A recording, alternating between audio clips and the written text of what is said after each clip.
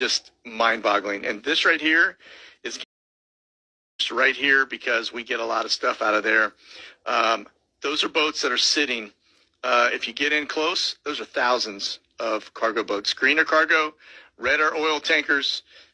Notice they aren't going anywhere. They are all just sitting idle. These are moving a little bit, but these are all waiting to get in to be loaded. If you get into the port section into Shanghai and further on in, you can see same thing.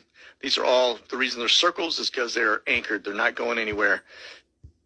That's bad news for everybody in the world, because if this stuff isn't moving, that means production, manufacturing is stopped. That means you're going to have a span of time between the time manufacturing gets turned back on to the time it gets to this port, to the time these boats get loaded and out, which is then about 2 to 3 weeks to their destination, and then another, if it's coming to Long Beach, 17 days for unload.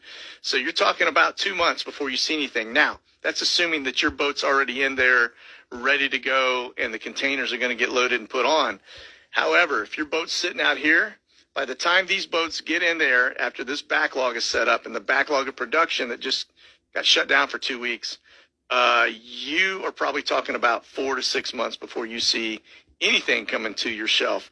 That means here in the U.S., folks, we've got about 2 to 3 weeks before you start to see the shelves start to empty out of the stuff that's coming from China, and you're not going to see it back again for probably anywhere from 2 to 6 months before it starts to come in. Now, the bad news is this isn't the food shortage they're talking about. This has probably very little to do with it. This is a completely different dynamic that is just going to feed the fire, so to speak. So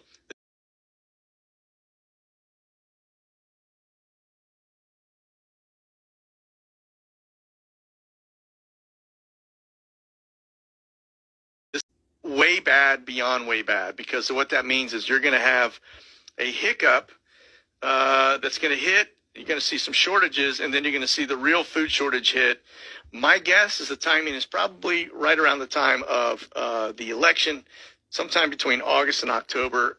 It's going to basically be knee-deep in kimchi, so to speak, here in the U.S., where we'll see a lot of stuff. And if the shortages are to the extreme that I think they're going to be, we could very likely see some unrest, which could actually stop us from even doing an election and put us in that holding pattern that they want us to be in. Because if we go to an election and it isn't interfered with, there is a possibility that this stuff will actually, they're going to lose a lot of people, and we're going to be getting some other folks in there, which will change their numbers, and it's going to impact their ability to execute. Maybe, maybe not, but wishful thinking, right? But yeah, this is bad.